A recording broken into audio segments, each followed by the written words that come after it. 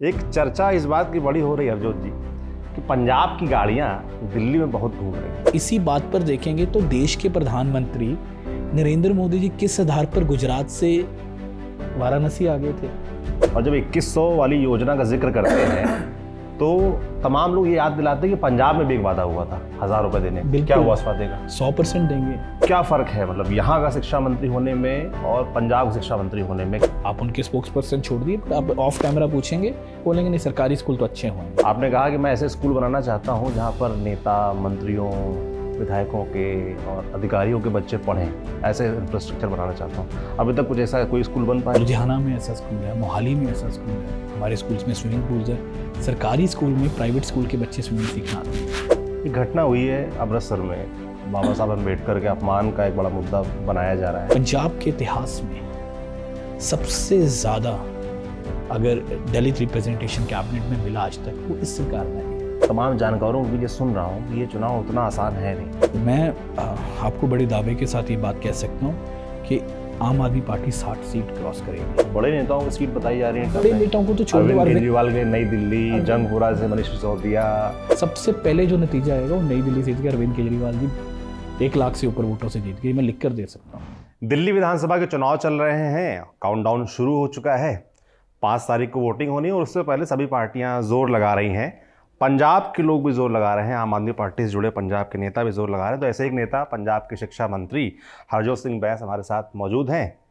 एक चर्चा इस बात की बड़ी हो रही है हरजोत जी कि पंजाब की गाड़ियां दिल्ली में बहुत घूम रही हैं। एक बीजेपी के नेता हैं, उन्होंने ये आरोप लगाया है। उसको काउंटर करते हुए आप लोगों ने कहा कि ये पंजाबियों का अपमान है।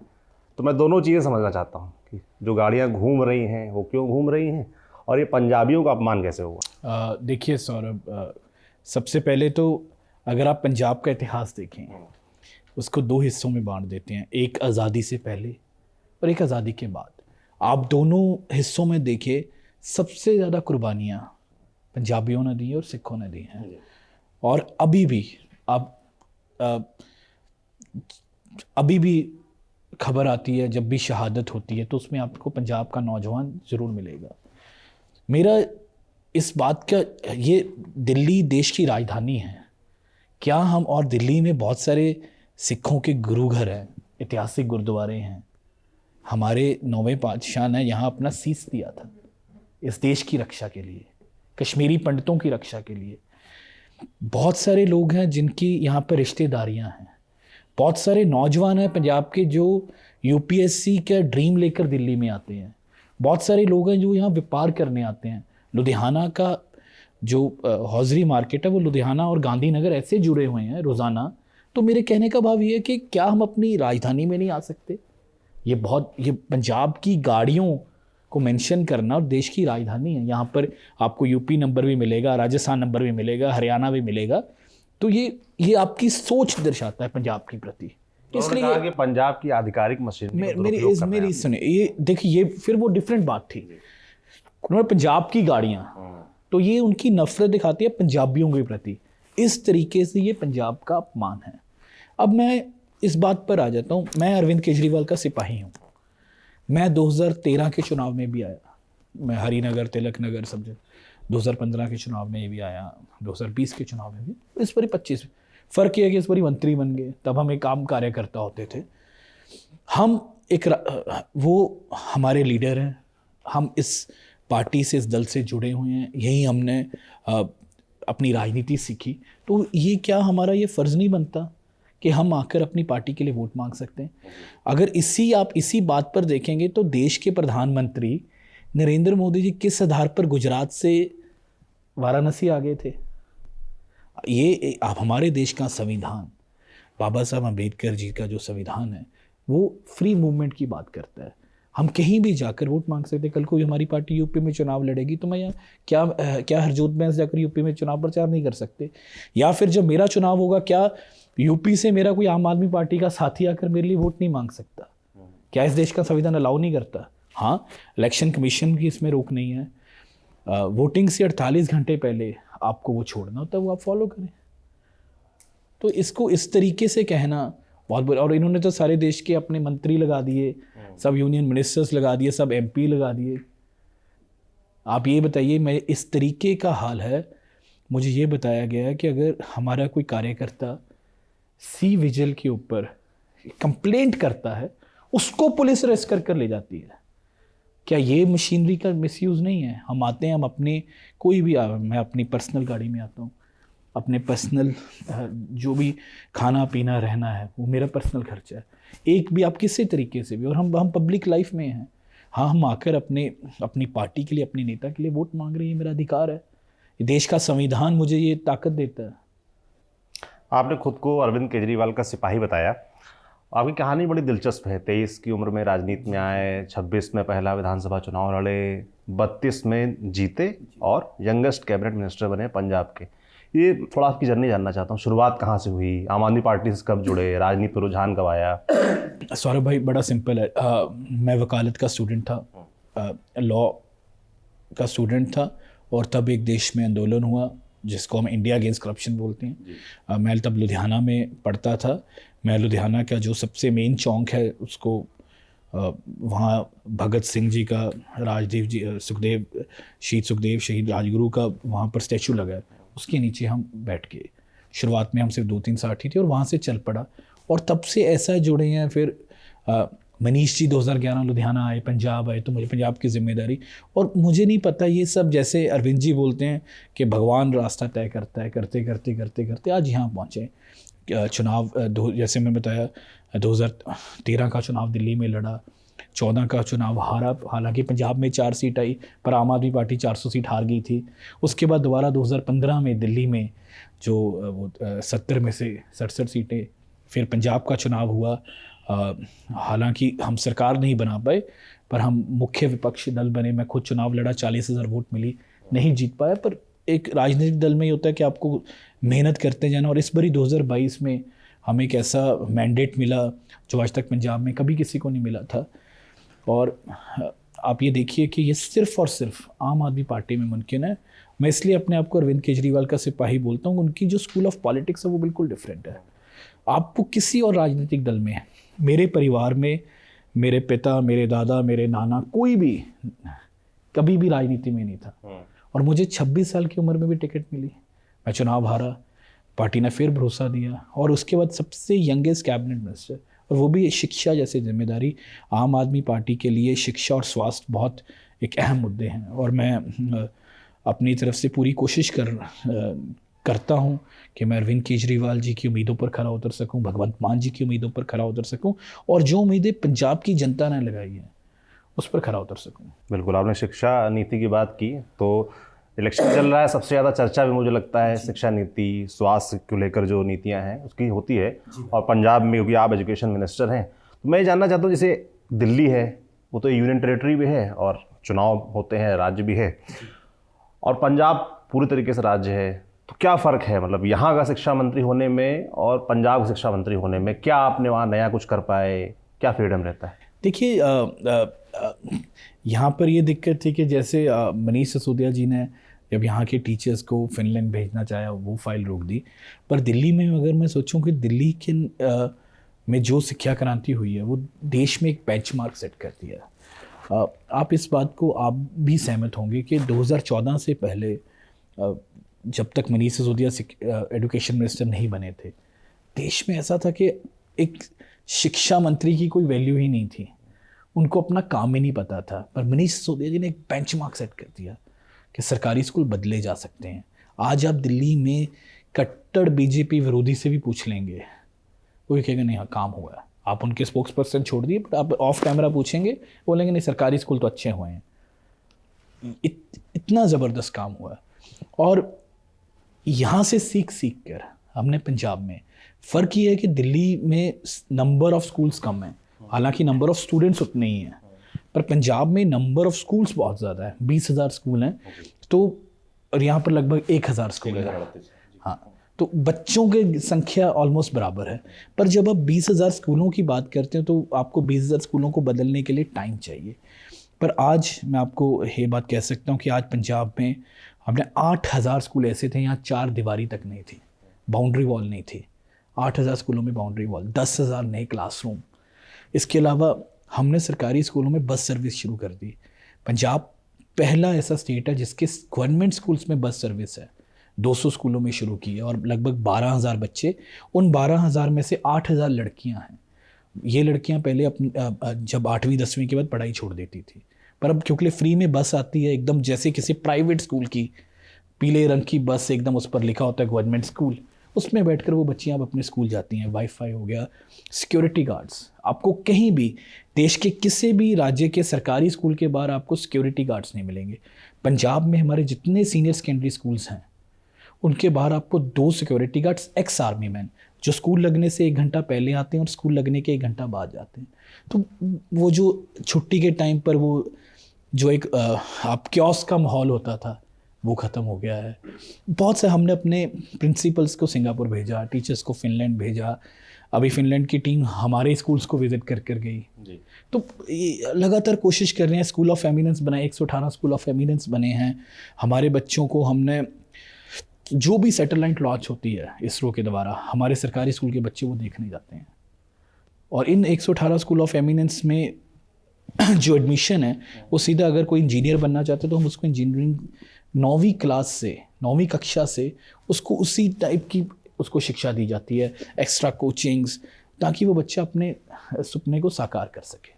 आपने पंजाब को लेकर जो दावा किया वो तो जब हम पंजाब जाएंगे चेक करेंगे उसको, पर दिल्ली को लेकर आपने कहा कि जो कट्टर बीजेपी समर्थक हैं वो भी विरोध नहीं कर पाएंगे शिक्षा नीति का, पर वो तो सवाल खड़े करते हैं। वो कहते हैं क्लासरूम्स बन रहे हैं, वो पूछते हैं नए स्कूल्स कहाँ हैं।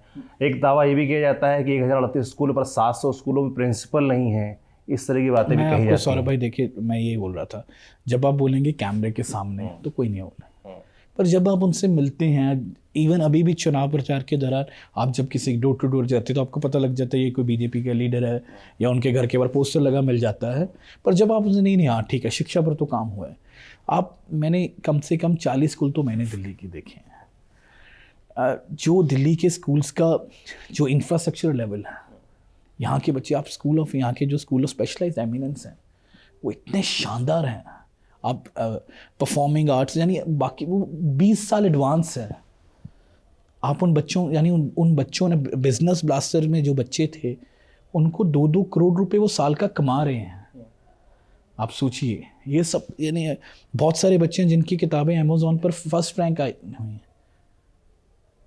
इतना तो फिर लोग कहते हैं स्कूल ड्रॉप आउट्स भी हो ज़्यादा हैं। देखिए दोस्त, मैं आपको फिर कह रहा हूँ, इस बात के ऊपर मुझे नहीं लगता, मुझे ऐसा कोई शख्स अभी तक, ठीक है, कैमरे पर उनकी मजबूरी है कहना, है ना, विपक्षी दल में है, पर ऑफ कैमरा जब आप दिल्ली की ज़मीन पर आप किसी रिक्शा वाले से पूछ लीजिए, किसी ऑटो वाले से पूछ लीजिए, किसी गाड़ी वाले से पूछ लीजिए, किसी फैक्ट्री वाले से पूछ लीजिए, जिससे मर्जी पूछेंगे, दिल्ली की सरकारी स्कूलों की तारीफ करते हैं।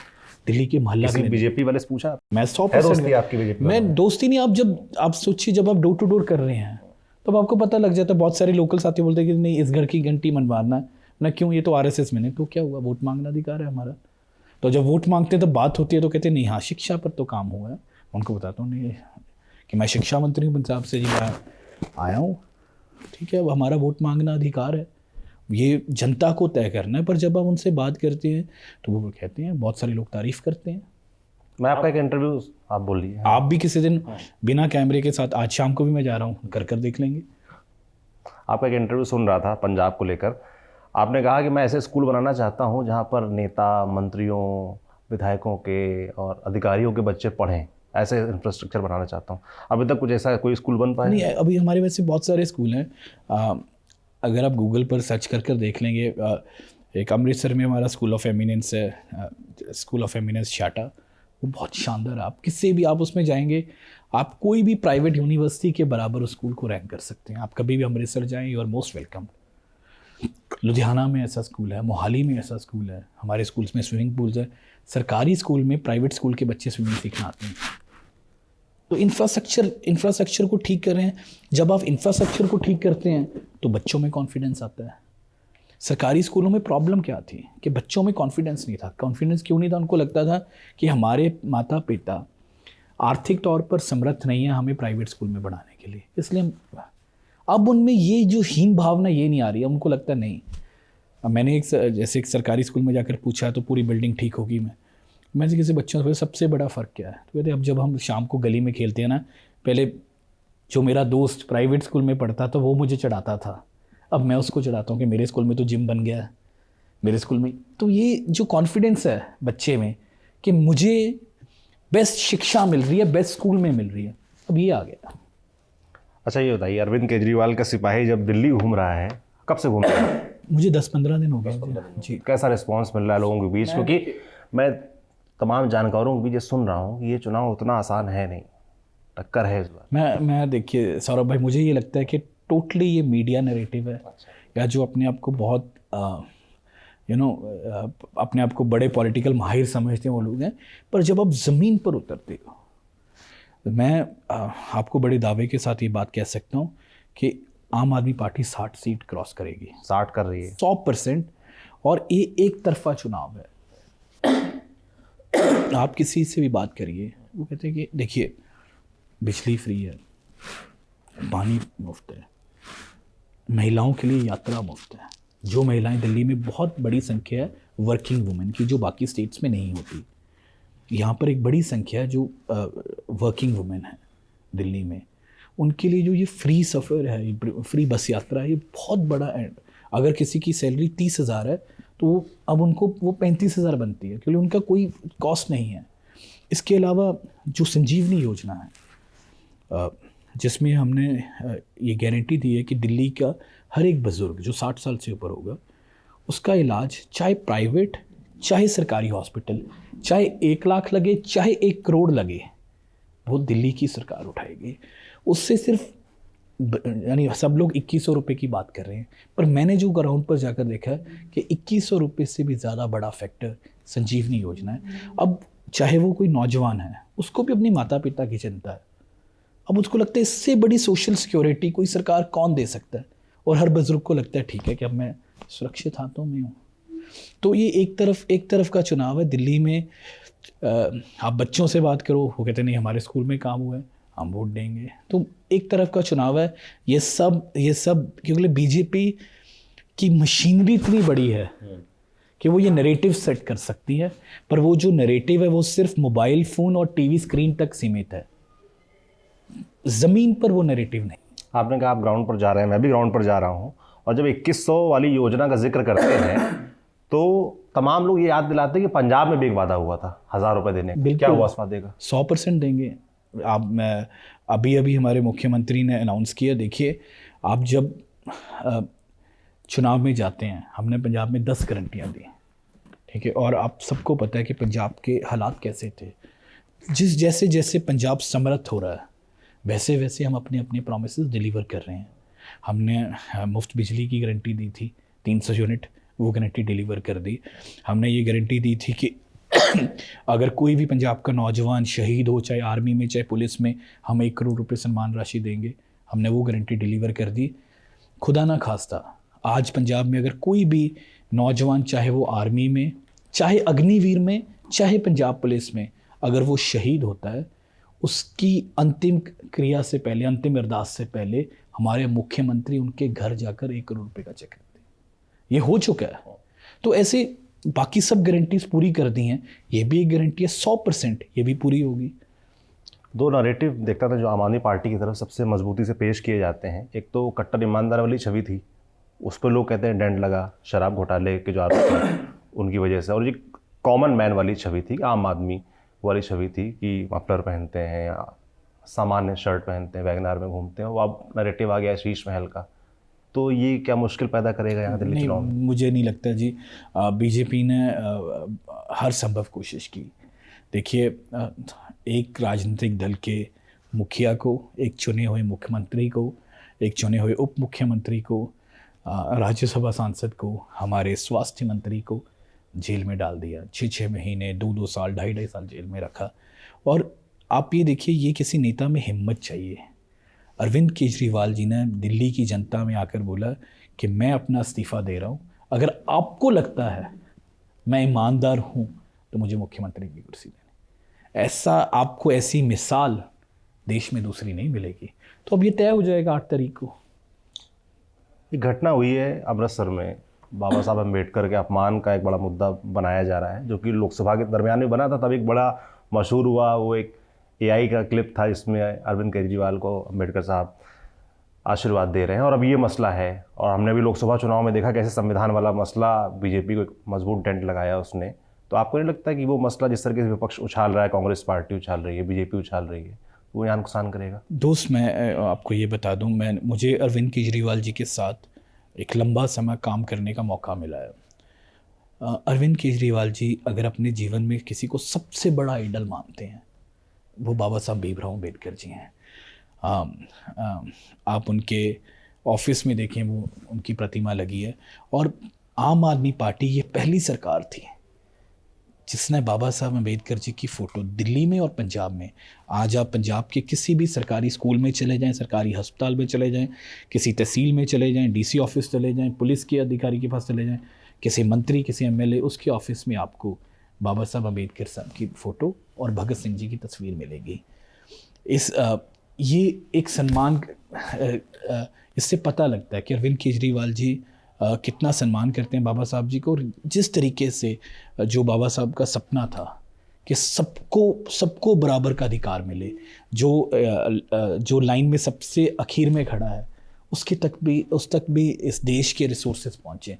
अगर वो उसमें कोई कामयाब हुआ, वो सिर्फ अरविंद केजरीवाल जी हैं। आज आप ये 2100 वाली स्कीम की बात करते हुए, संजीवनी योजना, ये क्या है? It is an attempt to empower जो अभी एम्पावर नहीं हुआ, और इतनी बढ़िया। और ये देखिए, समय समय पर पंजाब एक बॉर्डर स्टेट है, समय समय के ऊपर ऐसी ताकतें कोशिश करती हैं कि पंजाब की अमन शांति को भंग किया जा सके। इसमें देखिए मौके पर कार्रवाई हुई, लगभग 2 घंटे में दोषी अरेस्ट हो गया, पुलिस की हिरासत में है समय समय पर। अब इसके पीछे कौन है, कौन सी ताकतें हैं, वो विदेशी ताकतें हैं, स्वदेशी ताकतें हैं, it's a matter of investigation. पर समय पर आज जो सम्मान आम आदमी पार्टी और अरविंद केजरीवाल जी जितना वो बाबा साहब अम्बेडकर जी का करते हैं, पंजाब के इतिहास में सबसे ज़्यादा अगर दलित रिप्रेजेंटेशन कैबिनेट में मिला आज तक, वो इस सरकार ने दिया है। तो इससे यानी आपके वर्किंग स्टाइल से आप दिल्ली में हमारे जितने स्कूल ऑफ एमिनेंस हैं, उन सबका नाम doctor BR Ambedkar school of eminence है। आप किसी भी सरकारी स्कूल दिल्ली में जाएंगे, आपको बाबा साहब अम्बेडकर जी की बड़ी बड़ी तस्वीरें मिलेंगी। तो ये आप हमारे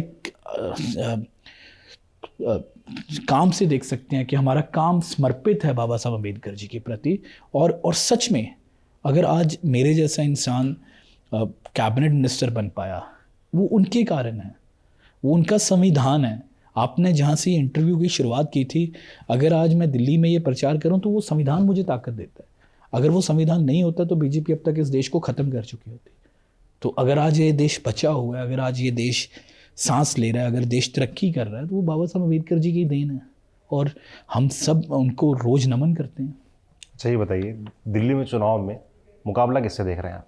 बीजेपी से, कांग्रेस से? मैंने आपको देखिए किसी से तो होगा ना, कोई तो आपको लग रहा होगा फाइट दे रहा है। मैं बताता हूँ जी। मैं अरविंद जी का एक इंटरव्यू सुन रहा था, उन्होंने बोला कि जी कि अहंकार बहुत बुरी बात है। तो मैं कोई भी ऐसी बात, जो मेरे नेता ने कहा, मैं कोई भी ऐसी बात नहीं कहूँगा। हम बहुत निम्रता से ये चुनाव लड़ रहे हैं, हम दिल्ली की जनता के बीच में जा रहे हैं। पर मैंने आपको अपना फीडबैक दिया जो मैंने देखा है। अब वो सीटें भी जो बोलते हैं मीडिया वाले या लोग बोलते नहीं, ये सीट तो बहुत टफ है। बड़े नेताओं की सीट बताई जा रही है, बड़े नेताओं को तो छोड़ दो। अरविंद केजरीवाल के नई दिल्ली, जंगपुरा से मनीष सिसोदिया, कालका जी से आतिशी, क्या फंसे? दिल्ली की सबसे सेफेस्ट सीट अरविंद केजरीवाल जी की सीट है, नई दिल्ली। सबसे पहले 8 फरवरी को, आप भी होंगे, मेरी बात याद रख लेना, इसको बार बार चलाना, सबसे पहले जो नतीजा आएगा वो नई दिल्ली सीट के अरविंद केजरीवाल जी 1 लाख से ऊपर वोटों से जीत गई। मैं लिख कर दे सकता हूँ। वो ये सब एक नैरेटिव सेट करने, आप जनता के बीच में जाकर पूछें ना, आप 4 लोगों से जो नैरेटिव, मैं अभी जंगपुरा से आया हूँ, यानी मुकाबले में भी नहीं है कोई उस सामने। मनीष सिसोदिया वो सीट भारी मार्जिन से जीत रहे हैं। वो सीटें आप बात करो, मैं आपको लेता हूँ, बीजेपी इस बारी लक्ष्मी नगर सीट हार रही है, बीजेपी करावल नगर हार रही है, बीजेपी गोंडा सीट हार रही है। जिन सीटों पर उनको सब कुछ, वो सीटें हार रही, मैं आपको दावे के साथ कह सकता हूँ। तभी मैं कह रहा हूँ कि ये इलेक्शन 60 के ऊपर जाएगा। जो बीजेपी के कोर सीट्स हैं वो बीजेपी हार रही है, वो इस अंधकार में जी रहे हैं, और 8 तारीख को वो अंधकार दूर हो जाएगा। कांग्रेस के बारे में क्या सोचते हैं? लोकसभा में दोस्ती थी, एक मंच पर नजर आ रहे थे। पंजाब में सिनेरियो दूसरा था, पर दिल्ली में और देश में इंडिया गठबंधन बना। मैं पंजाब की राजनीति से जुड़ा हूँ, तो नहीं, मुझे पता कांग्रेस और आपकी दोस्ती के बारे में क्या सोचते हैं मैं आप? आपको जो ये खुल बता रही दूं, है। मैं इस चुनाव की बात करता हूँ। मैं भी पूछता हूँ लोगों से, जब वो चाय पी रहे हों किसी कोने पर, कि अच्छा कांग्रेस को, कह रहे कांग्रेस नहीं है, दिल्ली में कांग्रेस नहीं है। वो किसी भी तरीके से वो इस चुनाव को इफेक्ट कर सके, कांग्रेस उस भूमिका में नहीं है दिल्ली में, ऐसा लगता है आपको? सब ये लोग बोलते हैं जी, मैं तो खुद बोलता हूँ बड़ा चंपे तक, यार कांग्रेस एक बड़ा राजनीतिक दल है। नहीं, वो कहते नहीं, लोग आप किसी से पूछो वो नहीं छोड़ दो, वो है ही नहीं। बहुत धन्यवाद हरजोत जी, समय देने के लिए चुनाव के बीच में और हमारे सभी सवालों का जवाब देने के लिए। आपको ये बातचीत कैसी लगी हमें कमेंट बॉक्स पर लिखकर ज़रूर बताएं। बाकी दिल्ली चुनाव लगातार हम घूम रहे हैं, कवर कर रहे हैं, लोग क्या सोचते हैं, नेता लोग क्या सोचते हैं, आपको बता रहे हैं, यूँ ही बताते रहेंगे। आप देखते रहिए हमारी यात्रा कौन जीत रहा है। मैं सौरभ हूँ, कैमरे के पीछे मेरे साथ जरी हैं। शुक्रिया।